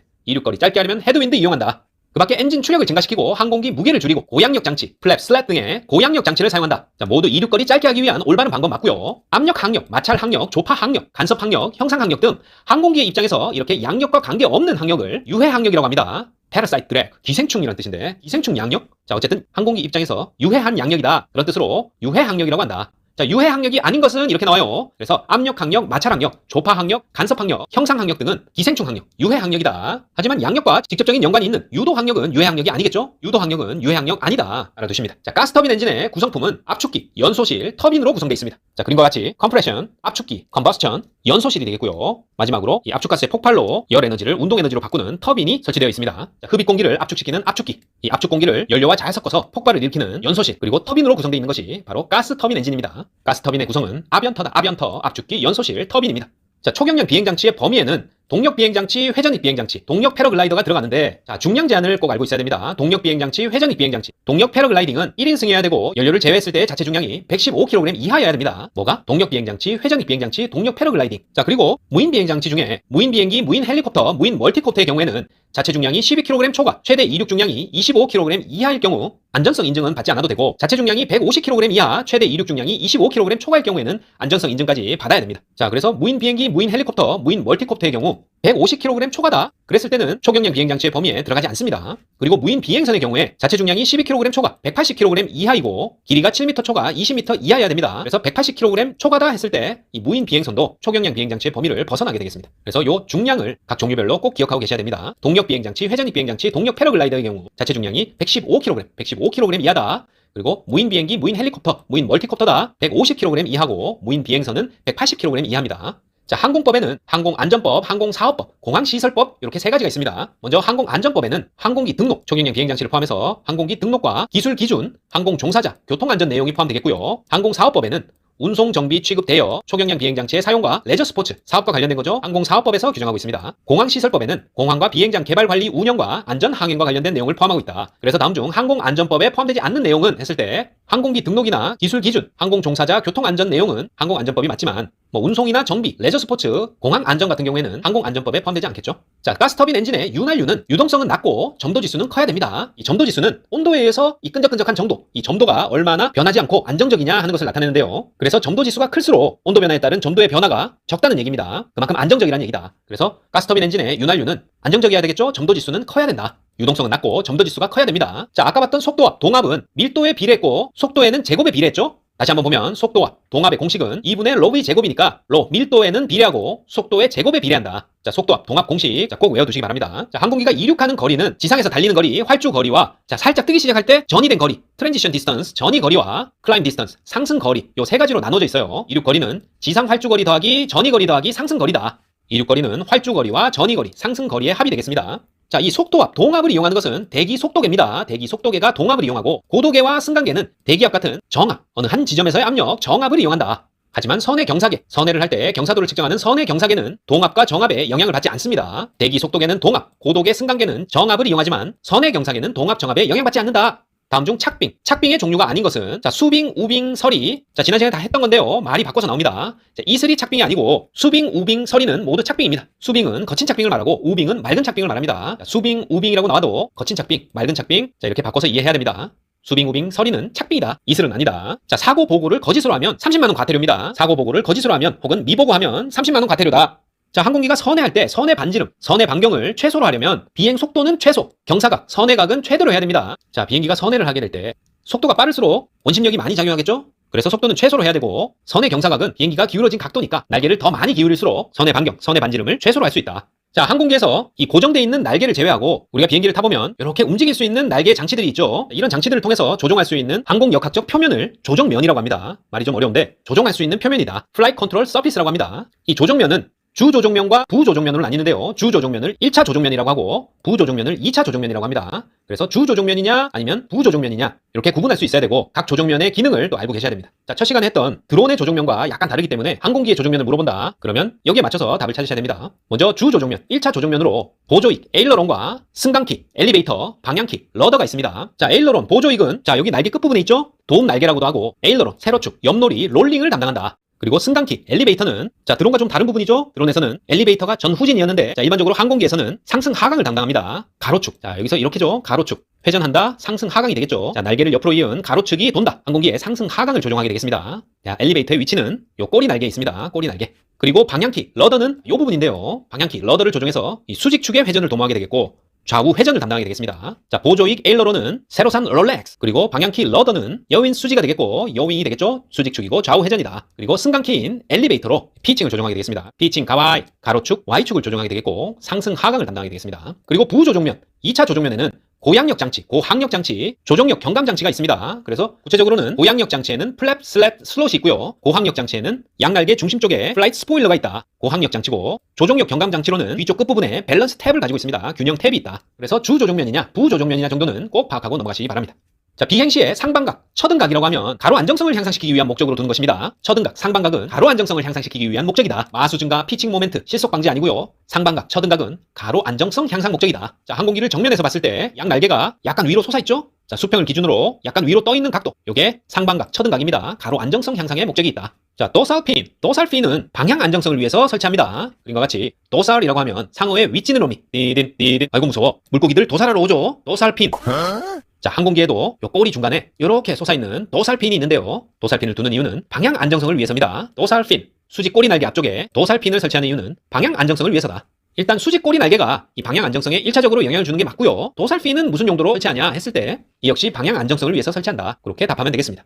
자, 지시 대기 속도란 지시, Indicated Airspeed입니다. IAS인데요. 이는 일반적으로 피터 정합식 속도계의 그냥 눈금을 읽은 속도, 이 눈금을 그냥 읽은 속도가 지시되어 있는 에어스피드다, 대기 속도다, 이렇게 생각하시면 됩니다. 일반적인 피터 정합식 속도계의 눈금을 읽은 속도가 뭐냐? 지시 대기 속도, IAS 찾으시면 됩니다. 그래서 피터 튜브 설치 오차나 계기 오차, 기체 자세 변화에 의한 속도 오차는 수정되지 않은 값이다. 이런 것들이 수정되지 않은 값이기 때문에 그냥 속도계가 가리키는 indicated 된 눈금을 읽은 속도다, 지시 대기 속도, 이렇게 알고 계시면 되겠습니다. 자, 모노코크 구조는 외피, 스킨이 동체에 가해지는 하중을 모두 담당하죠. 모노코크 구조에서는 외피가 동체에 가해지는 하중을 담당한다. O가 되겠습니다. 자, 동력 비행 장치가 1000피트 상공에서 활공해서 수평 활공 거리가 2000피트였다면 활공 B는 비율은 얼마인가? 자, 공식을 알고 있어야 되겠죠? 활공 B를 구하는 공식은 수평거리 나누기 높이입니다. 높이분의 수평거리다. 평퍼높이다. 평퍼높. 활공기는 평퍼높. 수평거리 나누기 높이입니다. 활공비는 평퍼높. 2000피트 수평 활공했다면 2000피트 나누기 1000피트 상공. 1000피트 상공 해주면 2가 활공비가 되겠습니다. 활공비는 2다. 날개의 형태가 고정되어 있는 고정익기와 회전익기 두 가지 특성을 동시에 보유한다. 바로 수직 이착륙기의 대표적인 특징입니다. 고정익기와 회전익기 두 가지 특성을 동시에 보유한다. VTOL, 수직 이착륙기를 말합니다. 그림과 같이 Vertical Take-off and Landing, 수직 이륙 착륙이죠. 수직 이착륙기, VTOL, 고정익기와 회전익기의 두 가지 특성을 동시에 보유한다. 자, 항공기의 정상선회를 위해서는 원심력과 구심력의 크기가 같고 방향은 반대해야 되겠죠. 자, 원심력은 원의 바깥으로 작용하는 힘이고 구심력은 원운동의 안쪽으로 작용하는 힘이니까 원심력과 구심력의 크기가 같고 방향이 반대여야 이렇게 똑바로 원을 이루면서 정상선회를 하게 되겠습니다. 자, 자이로스콥, 자이로를 이용한 계기로는 선의 경사계, 방향 지시계, 비행 자세계 있습니다. 하지만 제빙 압력계는 아니다. 선의 경사계, 방향 지시계, 비행 자세계는 이와 같은 자이로스콥을 이용한 계기가 되겠습니다. 선의 경사계, 방향 지시계, 비행 자세계, 썸빵비다. 썸빵비는 자이로를 이용했다. 선의 경사계, 방향 지시계, 비행 자세계입니다. 자이로 이용. 왕복 피스톤 계열 엔진 윤활유는 윤활 기능, 기밀 기능, 냉각 기능, 방청, 녹방지 기능, 청결 기능, 소음 방지 기능을 합니다. 하지만 냉각 기능하지 보온 기능하지 않는다. 엔진 윤활유는 윤활, 기밀, 냉각, 방청, 청결, 소음 기능하고 보온 기능 안 합니다. 사행정 사이클 기관은 흡입, 압축, 폭발, 팽창, 배기의 순서로 사이클이 돌아갑니다. 흡입, 압축, 폭발, 팽창하면서 동력을 일으키겠죠? 동력, 배기 순서로 사이클이 돌아간다. 흡압, 폭배죠. 흡압, 폭배. 폭발을 동력으로 바꿔서 흡압, 똥배. 이렇게 암기하셔도 됩니다. 비행기의 무게중심 위치는 세로 안정성에 중요한 역할을 합니다. 비행기의 무게중심 위치는 세로 안정성에 중요한 역할을 한다. 자, 가로 안정성은 뭐였죠? 비행기의 상방각, 처등각이었죠. 비행기의 상방각, 처등각을 두는 이유는 가로 안정성, 그리고 무게중심 위치는 세로 안정성에 중요한 역할을 한다. 평형 상태를 벗어난 비행기가 다시 새로운 평형 상태가 되면 정적 중립이라고 부릅니다. 평형 상태죠. 상태를 벗어난 비행기가 다시 새로운 평형 상태가 되면 정적 중립이라고 부른다. 자, 헬기의 동시 피치 레버는 수직 방향 조종 맞죠? 콜렉티브 레버라고도 하죠. 동시 피치 레버는 수직 방향 조종을 하는 거지 전후진 아닙니다. 자, 헬기에서 전후진은 뭐가 담당하죠? 전후진 좌우 이동은 주기 피치 레버, 사이클릭 레버였죠. 전후진 좌우 비행은 주기 피치 레버, 사이클릭 레버고 수직 상승 하강은 동시 피치 레버, 콜렉티브 레버로 조정한다. 자, 자이로스코프의 섭동성을 이용했다. 선의 경사계고요. 강직성을 이용했다. 비행 자세계, 방향 지시계입니다. 자, 이 섭동성은 쉽게 얘기해서 우리가 이런 팽이가 있을 때 팽이가 이렇게 돌고 있는데 12시 방향에서 이렇게 툭 쳤다. 그러면 회전 방향의 90도, 직각으로 힘을 작용한 것과 같이 움직이는 걸 말합니다. 그래서 팽이가 이렇게 돈다. 자, 왼쪽으로 이렇게 이동하게 되겠죠. 12시 방향에서 쳤는데 3시 방향에서 친 것과 같이 이동한다. 요게 섭동성입니다. 요 섭동성을 이용한 것이 선의 경사계, 섭선입니다. 섭동성은 선의 경사계. 자, 강직성은 바깥에서의 힘, 외력을 가하지 않는 한 그 자세를 그대로 유지하려고 하는 성질이에요. 이 강직성을 이용하는 것은 비행 자세계, 방향 지시계다. 깡비방입니다. 깡비방입니다. 섭선, 깡비방. 자이로스코프의 섭동성을 이용했다. 선의 경사계, 강직성을 이용했다. 비행 자세계, 방향 지시계입니다. 발생하는 나선형 후류란 프로펠러에 의해서 발생된 후류가 꼬리 부분 수직 안정판에 작용해서 기수가 좌측으로 편요, 치우쳐서 돌아가는 현상입니다. 자, 그림으로 보시면은 앞쪽 프로펠러가 시계 방향으로 회전할 때 후류가 동체를 감싸고 이렇게 동체를 감싸고 후류가 발생하게 됩니다. 그래서 이 후류가 동체 끝부분에 왔을 때 이렇게 왼쪽 아랫부분으로 올라와서 이 꼬리 부분 수직 안정판에 좌측을 때리게 됩니다. 자, 이쪽을 좌측을 때리게 되면 우측으로 꼬리가 돌아가게 되고 그러면 기수는 이렇게 좌측으로 치우치겠죠? 기수는 좌측으로 편요한다. 이렇게 프로펠러에 의해서 발생된 후류가 수직 안정판에 작용해서 꼬리 부분은 우측으로 돌고 기수는 좌측으로 치우치는 현상. 이런 현상이 바로 나선형 후류 현상입니다. 자, 프로펠러와 관련된 OX 퀴즈를 한번 해보면 프로펠러의 비틀림은 순항 비행 시 일정한 바등각을 형성한다. 자, 프로펠러를 자세히 보시면 중간 허브 부분을 중심으로 양쪽 끝을 잡고 서로 반대 방향으로 돌린 것처럼 비틀려 있죠. 자, 이렇게 프로펠러를 비틀림 모양으로 하는 이유는 순항 비행 시에 일정한 바등각을 형성해서 양력을 크게 하기 위해서입니다. 자, 맞는 질문이다. 프로펠러의 비틀림은 순항 비행 시 일정한 바등각을 형성한다. O. 자, 블레이드의 속도는 허브 근처가 끝단보다 빠르다. 요 프로펠러의 날개를 블레이드라고 하고요. 중심 부분을 허브라고 합니다. 자, 그림과 같이 2500rpm의 같은 회전수에서 허브 쪽에서 날개 끝단 쪽으로 갈수록 한 지점이 돌아야 하는 지름이 점점 커지겠죠? 그래서 자, 이 허브 근처보다는 날개 끝단 쪽이 훨씬 빠른 속도를 낸다는 것을 알 수 있죠. 그래서 블레이드 속도는 허브 근처가 끝단보다 빠르다 하면 틀린 답이 되겠습니다. 자, 허브 근처는 느리고 끝단 쪽으로 갈수록 속도가 훨씬 빠르겠죠. 블레이드 속도는 끝단이 허브 근처보다 훨씬 빠르다. 이렇게 돼야 되겠죠. 자, 허브 쪽 각은 작고 끝단 쪽의 각은 크게 틀어져 있다. 보시는 바와 같이 프로펠러의 허브 쪽이 훨씬 크게 틀어져 있고 끝단 쪽에 틀어진 각도는 훨씬 작아요. 그래서 틀렸다. 허브 쪽이 훨씬 크게 틀어져 있죠. 허브 쪽 각은 크고 끝단 쪽 각은 작게 틀어져 있다. 이렇게 돼야 되겠죠. 프로펠러의 효율이 좋아지는 적정 속도가 존재한다. 자, 맞습니다. 무조건 효율이 최대 속도로 했을 때 좋은 게 아니고 프로펠러의 효율이 가장 좋아지는 적정 속도가 존재한다. 프로펠러 설계 시에 최대 효율 기준은 최대 출력을 사용할 때이다. 자, 위의 지문과 연관된 지문인데요. 프로펠러 최대 효율은 최대 출력, 최대 속도를 낼 때가 아닙니다. 적정 출력을 사용할 때 최대 효율을 낸다. 그래서 틀린 답이 되겠습니다. 프로펠러 설계 시 최대 효율 기준은 최대 출력을 사용할 때이다. X입니다. 자, 고도계를 수정하지 않고 온도가 낮은 지역을 비행하면 고도계는 실제 고도보다 낮게 지시합니다. 자, 온도가 낮은 지역은 공기의 밀도, 기압이 높은데요. 온도와 밀도는 반비례하기 때문이죠. 온도가 낮으면 공기 밀도, 기압은 높아지기 때문에 온도가 낮은 지역을 비행할 때다 하면 공기 밀도가 높은 곳이라는 것을 알 수 있는데요. 이 고도계의 오차는 밀도가 높은 곳, 기압이 높은 곳에서 좀 더 낮은 고도를 가리키게 되고 기압이 낮은 곳에서는 상대적으로 높은 고도를 지시하게 됩니다. 그래서 기압이 높은 곳에서 실제 고도, 진고도보다 고도계가 지시하는 지시고도가 낮게 된다. 반대로 기압이 낮은 곳에서는 고도계가 지시하는 지시고도가 실제 고도보다 높은 고도를 지시하게 됩니다. 그래서 온도가 낮으면 밀도, 기압이 높아지니까 기압이 높은 곳에서 그 상태에서 고도계의 눈금을 잃는다. 그러면 실제 고도는 고도계가 지시하는 지시고도보다 좀 더 높다고 봐야 되겠죠. 고도계가 실제 고도보다 낮게 지시하니까. 그래서 고도계를 수정하지 않고 온도가 낮은 지역을 비행하면 고도계는 실제 고도보다 낮게 지시한다. 기압이 높으면 낮게 지시한다. 기압이 낮으면 실제 고도보다 높게 지시한다. 이걸 알고 계셔야 됩니다. 고도계는 오차가 존재한다. 자, 중간을 생략하고 온도가 낮으면 낮게 지시한다. 이렇게 암기하면 되겠습니다. 신고한 초경량 비행장치가 멸실, 해체의 사유로 말소 신고를 해야 할 때는 그 사유가 발생한 날부터 15일 이내에 해야 됩니다. 신고한 초경량 비행장치가 멸실, 해체의 사유가 발생하면 말소 신고를 해야 되는데 그 사유가 발생한 날부터 15일 이내에 말소 신고한다. 말소 신고는 15일 이내에. 자, 지난번에 바등각 한번 설명드렸는데요. 앵글 오브 어택. 이 바등각은 날개꼴에 흐르는 공기 흐름의 방향과 시위선이 이루는 각을 말합니다. 옳은 설명이다. 그림과 같이 코드라인. 항공기 날개의 앞쪽에서 뒤쪽까지의 중심선을 시위선이라고 합니다. 자, 항공기가 이렇게 있겠죠. 이쪽이 앞쪽, 이쪽이 뒤쪽이 되겠습니다. 이렇게 있다면 날개의 앞쪽과 뒤쪽을 이은 선이 코드라인, 시위선이고요. 이 시위선과 날개골, 요 날개골에 흐르는 공기 흐름의 방향, 여기서는 수평으로 이렇게 본다고 봤을 때 공기 흐름의 방향이 이루는 각도가 AOA, 앵글 오브 어택, 바등각이 되겠습니다. 그래서 바등각은 날개골에 흐르는 공기 흐름의 방향과 시위선이 이루는 각도다. 그래서 기체 중심선과 날개 시위선이 이루는 각. 기체 중심은 기체 앞쪽과 끝을 이은 거죠. 날개의 앞쪽과 끝을 이은 게 아니다. 그래서 기체 중심선과 코드라인의 각도, 요 각도죠. 요거는 받은 각이 아닙니다. 그리고 받은 각이 증가하면 일정 각까지 항력과 양력이 증가한다. 자, 맞습니다. 요 받은 각이 증가하면 일정 각까지는 항력과 양력이 증가하지만 어느 한계 각도를 넘어서면 더 이상 증가하지 않습니다. 받은 각이 증가하면 일정 각까지는 항력과 양력이 증가한다. 옵니다. 그리고 비행 중에는 받은 각이 변한다. 그렇겠죠? 렐러티브 윈드, 공기의 흐름 방향은 기체의 움직임에 따라서 변하니까 공기의 흐름 방향이 변하면 당연히 시위선과 이루는 각도, 받은 각도 변하겠죠. 그래서 비행 중에 받은 각이 변한다. 옵니다. 자, 무인 멀티콥터 조종을 지도할 수 있는 지도 조종자의 등록 기준은 만 18세 이상으로 일종 무인 멀티콥터 조종자 증명을 취득하고 일종 무인 멀티콥터 조종 시간이 총 100시간 이상인 사람입니다. 무인 멀티콥터 지도 조종자 등록 기준은 만 18세 이상 일종 무인 멀티콥터 조종자 자격증명 취득자, 그리고 일종 무인 멀티콥터 조종 시간 100시간 이상을 채운 사람, 이런 조건이 있다. 초경량 비행장치 사고라고 하면 초경량 비행장치에 의해서 사람이 사망하거나 중상을 입거나 행방불명 됐을 때 초경량 비행장치 사고라고 하고요. 또는 초경량 비행장치 추락, 충돌, 화재 발생, 위치 확인 불가, 접근이 불가한 경우, 이런 경우에 초경량 비행장치의 사고다, 이렇게 정의합니다. 하지만 돌풍 등 악천후에 의해서 비상 착륙을 했다. 사고의 정의 없어요. 돌풍에 의해서 비상 착륙은 초경량 비행장치 사고 아니다. 사람이 사망, 중상, 행방불명 됐거나 추락, 충돌, 화재 발생, 위치 확인 불가, 접근이 불가한 경우 초경량 비행장치의 사고라고 합니다.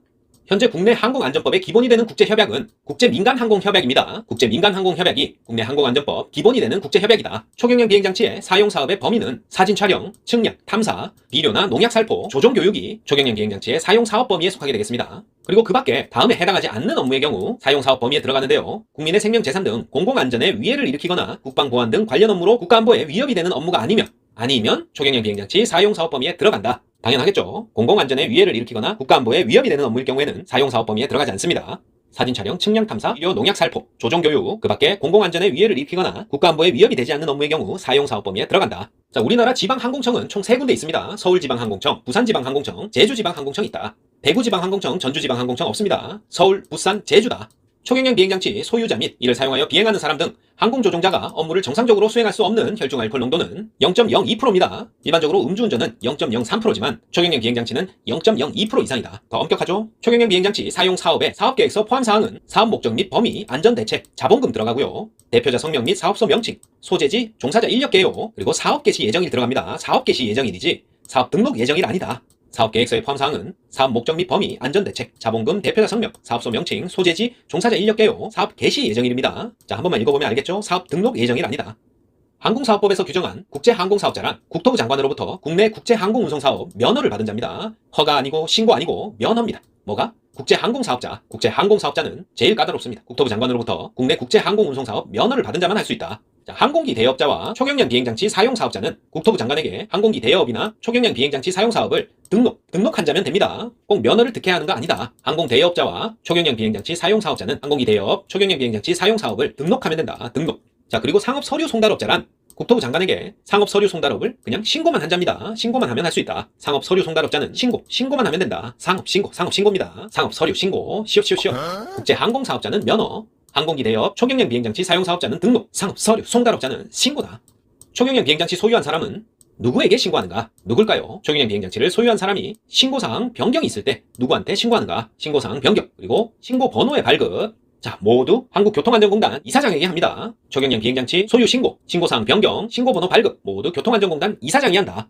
자, 동력 비행장치, 동력 패러글라이더, 유인 자유기구, 회전익 비행장치, 항공 레저 스포츠용 행글라이더, 패러글라이더, 낙하산유다. 자, 어떤 장치를 모아놓은 거죠? 조종자 증명이 필요한 기구입니다. 자, 다음 중 조종자 증명이 필요한 기구가 아닌 것은 하면 요거 외의 기구를 찾아야 됩니다. 동력 비행장치, 동력 글라이더, 유인 자유기구, 회전익 비행장치, 항공 레저 스포츠용, 행글라이더, 패러글라이더, 낙하산유 모두 조종자 증명이 필요하다. 하지만 계류식 기구는 여기에 들어가지 않습니다. 자, 초경량 비행장치의 안정성 인증 유효기간은 영리 목적일 경우에 1년, 비영리 목적일 경우에는 2년입니다. 영리 목적일 경우에 유효기간이 짧으니까 비영리 목적보다 자주 안정성 인증을 받아라, 이런 뜻이겠죠? 영리 목적일 경우에 안정성 인증 유효기간은 1년, 비영리 목적일 경우에 초경량 비행장치 안정성 유효기간은 2년이다.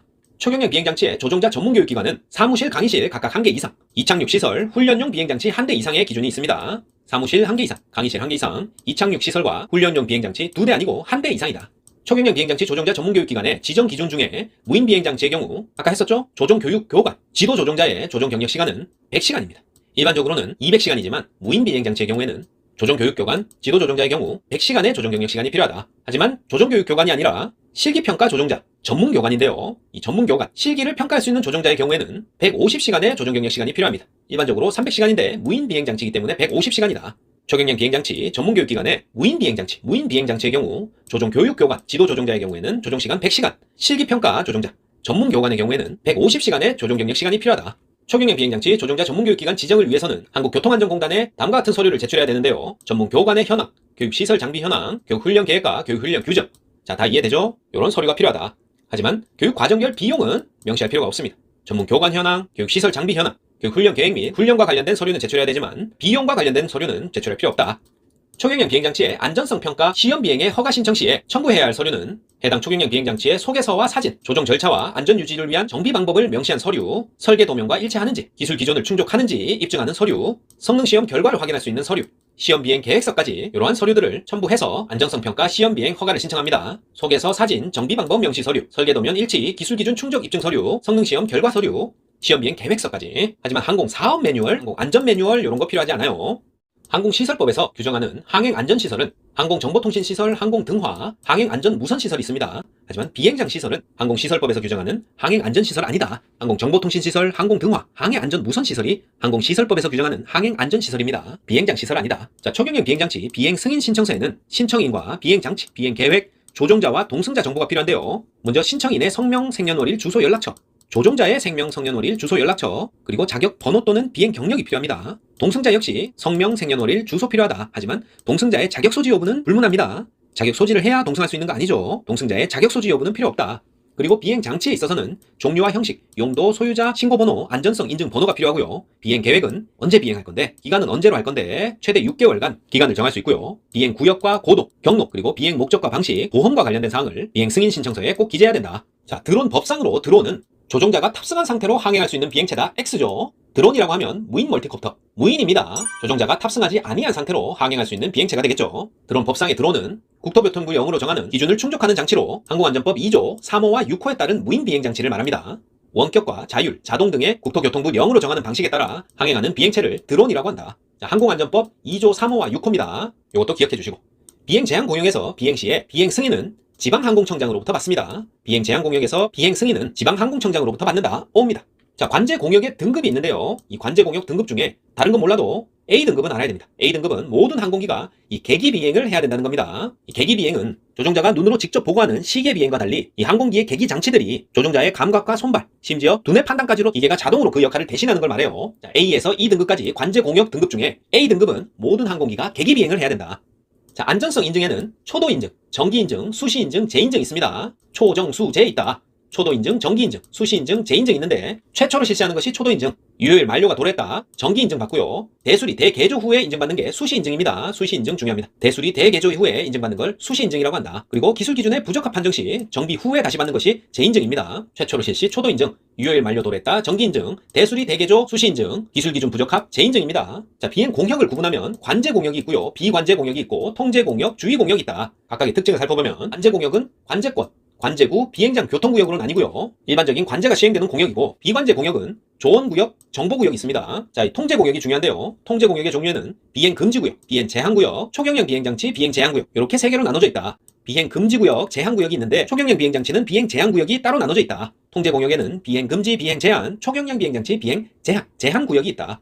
그리고 마지막으로 주의공역에는 훈련구역, 위험구역, 경계구역, 군작전구역이 이 주의공역에 속하게 되겠습니다. 관제공역에는 관제권, 관제구, 비행장 교통구역, 비관제공역에는 조언구역, 정보구역, 통제공역에는 비행금지, 비행제한, 초경량 비행장치, 비행제한구역, 주의공역에는 훈련, 위험, 경계, 군작전 구역이 있습니다. 자, 이번에는 해마다 조금씩 개정돼서 좀 헷갈리는 부분이죠. 여러가지 벌칙과 과태료 관련된 위반사항과 금액들 쭉 알아보겠습니다. 포인트는 미신고 무면허가 예전에 징역 또는 벌금의 형사처벌이 부과되던 것이 이제는 과태료라는 거, 요 포인트 체크해 두시고, 먼저 조종자 증명 없이 비행하면 무면허 비행이죠. 이때는 300만원 이하 과태료라는 거, 1차 150만원, 2차 225만원, 시험 문제에는 300만원 이하 과태료다 하면 오른보기로 체크합니다. 그리고 기체 신고를 하지 않고 비행했다. 100만원 이하 과태료고요. 신고번호를 기체에 표시하지 않은 경우에도 100만원 이하 과태료다. 기체 신고하지 않고 비행했다. 신고번호 기체에 표시하지 않았다. 100만원 이하 과태료. 50, 75, 100만원입니다. 그 다음에 변경신고 미이행했다. 말소신고 미이행했다. 변경신고, 말소신고 안 하면 25, 37.5, 50만원 이하 과태료 맞는다. 자, 기존에는 미신고 비행 시 징역 또는 벌금을 부과했지만 규제 합리화에 따라 대부분 과태료, 행정처분으로 변경됐습니다. 그래서 필기시험에 징역이나 벌금 등의 문구가 나오면 오답일 가능성이 높아요. 또 중요한 포인트가 안전성 인증을 미취득한 기체로 비행했다.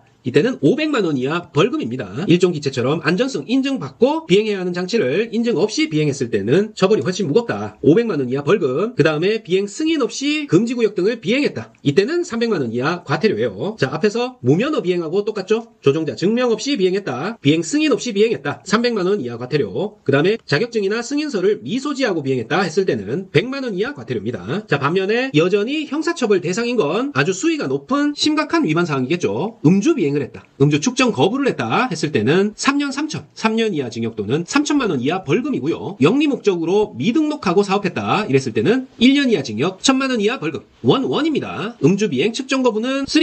그 다음에 영리 목적으로 등록 없이 사업했다. 1년 이하 징역, 1천만 원 이하 벌금. 그 다음에 야간 비행, 시선 밖 비행은 1차 기준 150만 원, 최대 300만 원 과태료고요. 낙하물 투하, 인구 밀집 지역에서 위험 비행했다. 역시 1차 150만 원, 최대 300만 원 이하 과태료 맞습니다. 자, 그래서 형사처벌 받는 벌금이냐 아니면 과태료 받는 행정처분이냐를 반드시 구분해서 암기하는 것을 추천드려요. 자, 다시 한번 최근 개정사항 쭉 살펴보면 2024년 개정법에 따라서 기체 무게를 얘기할 때는 배터리 무게가 포함되는 게 법적 기준이에요. 그리고 음주, 사고 미조치, 사업등록 위반은 전과 기록이 남는 벌금형이고 무면허, 미신고, 승인 위반, 장치 미소지는 과태료 사항이죠. 이렇게 형사처벌이냐 행정처분이냐 구분해서 암기해 주시고, 자, 가장 비싼 과태료는 뭐였죠? 안정성 인증 안 받고 비행한 거. 일종 기체같이 안전성 인증 받고 비행해야 되는데 미행 비행했다. 그때 최대 500만 원 이하 과태료 맞습니다.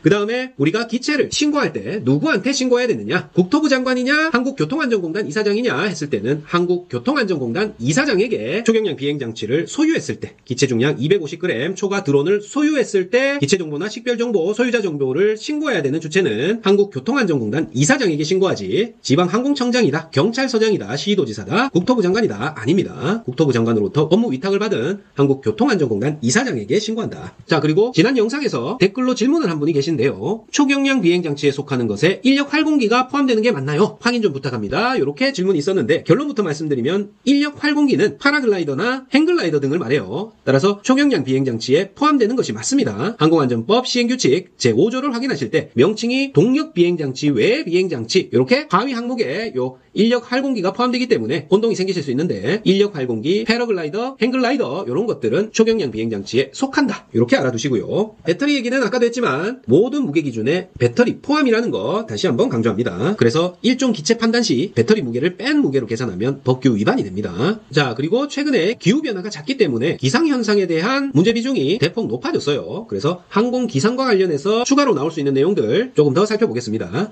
자, 이 돌풍과 태풍 요 두 가지 알아볼 텐데요. 돌풍에는 윈드시어, 마이크로버스트가 있다. 윈드시어는 윈드하고 쉬어하고 따로 떼놓고 보면 바람이 쉬어라는 것은 급격히 변화하는 것, 급격히 달라지는 게 쉬어라는 단어예요. 따라서 서로 가까운 위치에서 속도나 방향이 다르게 작용하는 현상이 윈드시어다. 짧은 거리 내에서 발생하는 풍향, 풍속의 급격한 변화로 주로 이착륙할 때 발생하고 드론이 추락하는 주 원인이 됩니다. 윈드시어.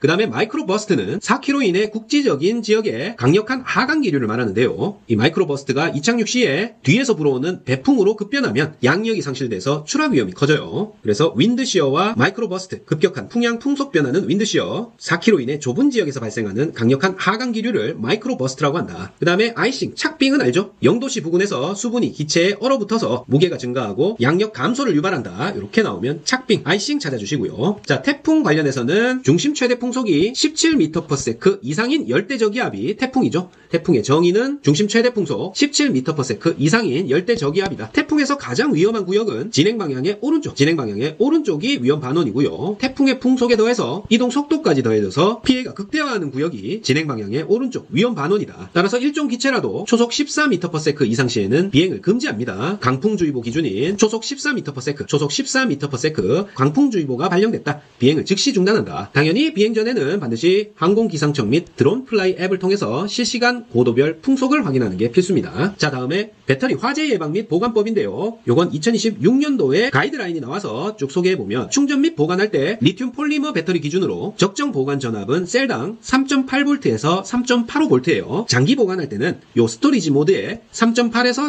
3.85V를 유지해야지 4.2V까지 완충된 상태거나 아니면 완전히 방전된 상태로 보관해서는 안 됩니다. 완충된 상태로 2, 3일 이상 방치 시에는 배터리가 부푸는 스웰링 현상이 발생해요. 적정 보관 전압 범위 알아두시고요. 3.8에서 3.85V 스토리지 모드. 그 다음에 적정 온도는 5에서 25도의 서늘한 곳에서 보관해야 되겠죠. 60도씨 이상 고온 노출 시에는 폭발 위험이 급증한다. 이해하실 수 있고, 보관함은 반드시 내화성 보관함이어야 되는데요. 리포세이프 백이거나 금속 캐비닛을 이용한 내화성 보관함에 리포백 케이스를 사용해야 법적 안전 가이드를 준수하게 된다. 자, 그리고 한 가지 더, 폐기할 때는 완전히 방전 후에 완방 후에 지자체 폐기 절차를 준수해서 폐기해야 됩니다. 절대 소금물 방전을 해서는 안 된다. 예전에는 이 소금물에 담가가지고 방전을 시킨 다음에 폐기해라, 이렇게 관행처럼 알고 있었는데요. 이게 오히려 위험하다고 해요. 배터리 내부의 화학 반응을 촉진하거나 발열 가스 발생, 누액이나 화재 가능성을 증가시킨다고 한다. 따라서 폐기 시에는 완전히 방전해서 버려야 되는데, 그렇다고 소금물에 담가서 소금물 방전을 하는 것은 지양해야 됩니다. 해서는 안 된다. 자, 배터리 화재 예방과 관련해서 개정된 가이드라인을 살펴보면, 육안으로 점검했을 때 스웰링 현상, 배터리가 부풀었거나 커넥터에 부식이 있거나 피복이 손상됐다면 즉시 폐기해야 되고요. 또 일종 기체의 경우에는 대용량 배터리를 사용하기 때문에 커넥터 부식이나 스파크 점검이 프리플라이트 체크리스트, 그러니까 사전 비행 점검 항목에 필수로 포함됩니다. 당연히 가연물 근처에서는 충전을 금지하고 취침 중에 충전은 절대 금지입니다. 자, 배터리로 인한 화재가 났다 그랬을 때는 금속 화재에 속해요. 그래서 일반 ABC 소화기로는 진압이 불가하고 D급 소화기, 금속 소화기죠. D급 화재, 금속 화재, 디금 이렇게 외우시면 되는데요. 디금 D급 소화기, 금속 화재용으로 진압을 해주거나 또는 대량의 물로 냉각 소화한다. 이걸 주수 소화라고 합니다. 주수 소화. 대량의 물로 냉각 소화시키는 방법을 택한다. 자, 일종 기체의 경우에 커넥터 발열, 배터리 장착 불량 상시 확인해야 된다는 거 추가로 알아두시면서, 자, 여기까지 1시간 조금 넘게 시험에 임해서 문제를 막힘없이 풀어내시는데 꼭 필요한 지식들만 기출과 연결해서 쭉 요점 정리를 해봤어요. 내용이 이해되실 때까지 반드시 3번 이상은 꼭 들어주셨으면 좋겠고요. 시험장에서 한 분도 빠짐없이 제 목소리가 환청처럼 들리면서 정답을 잘 체크해내시리라 믿어 의심치 않습니다. 자, 오늘 강의는 여기까지였고요. 파이팅 홍콩TV 구독, 좋아요 부탁드리고 저는 더 좋은 영상으로 다시 찾아뵙겠습니다. 감사합니다.